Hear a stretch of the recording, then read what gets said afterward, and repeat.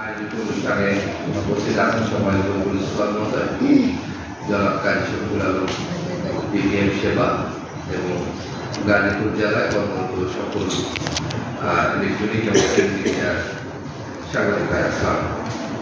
মূলত আপনারা জানেন যে ষষ্ঠ উপজেলা পরিষদ নির্বাচন নিকটে প্রথম পর্যায়ে আমাদের 3টি উপজেলায় নির্বাচন সমাপ্ত হবে।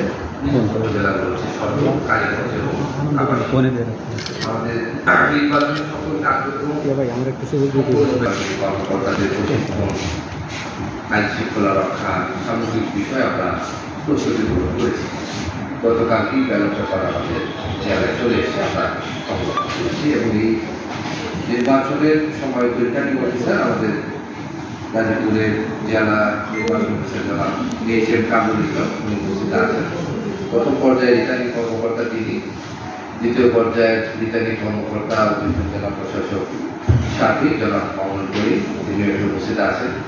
মূলত এই দুটি নির্বাচন সম্পর্কিত বিষয়ে আপনাদের সাথে মত বিনিময় টাইপের করতে যাচ্ছি। এটা একতরফা না, আপনাদেরও কোনো বিষয় যদি থাকে আমরা একটু জানবো, শুনবো, প্রস্তুতিগুলো গ্রহণ করি। আমি শুরুতেই ধন্যবাদ কৃতজ্ঞতা জানাচ্ছি বিগত জাতীয় সংসদ নির্বাচনে আপনাদের সকলের সহযোগিতায় নির্বাচনটি আমরা সুষ্ঠু নিরপেক্ষ খুব সুন্দরভাবে সমাপ্ত করতে পেরেছি।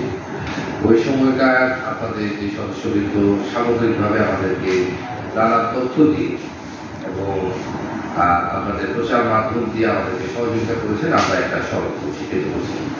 আমি একইভাবে আমাদের এই স্থানীয় সরকার নির্বাচনে আমরা আশা ব্যক্ত করছি যে আপনাদের সেই সময়কার যে সহযোগিতা বা আপনাদের যে কর্মতৎপরতা ছিল, এই সময়টা আমরা একই ধরনের কর্মতৎপরতার সহযোগিতা আশা করছি।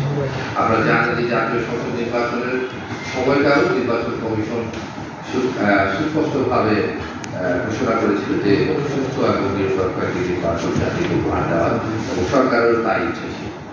সেই অনুযায়ী কিন্তু নির্বাচনটি সমাপ্ত হয়েছে। একইভাবে এই ষষ্ঠ উপজেলা পরিষদ স্থানীয় সরকার নির্বাচন কিন্তু ইলেকশন কমিশনের সুস্পষ্ট নির্দেশনা যাতে সুস্থ নিরপেক্ষ একটা মেনে চলবে সারা দেশের সঙ্গে তারা আমাদের গাজীপুর যায়।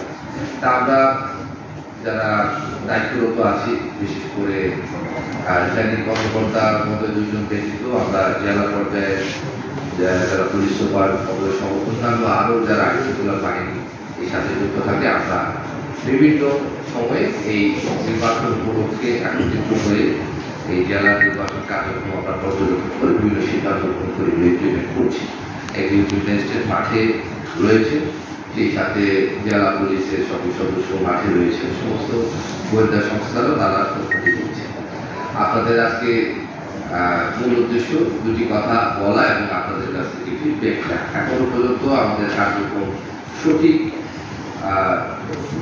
রাস্তায়, মানে যেটা নির্বাচন কমিশন চাচ্ছেন এবং সাধারণ মানুষও চায় এবং যেটা সঠিক এবং নিয়মতান্ত্রিক, এই পর্যায়ে আমরা রয়েছি, আমাদের আত্মস্থ রয়েছে।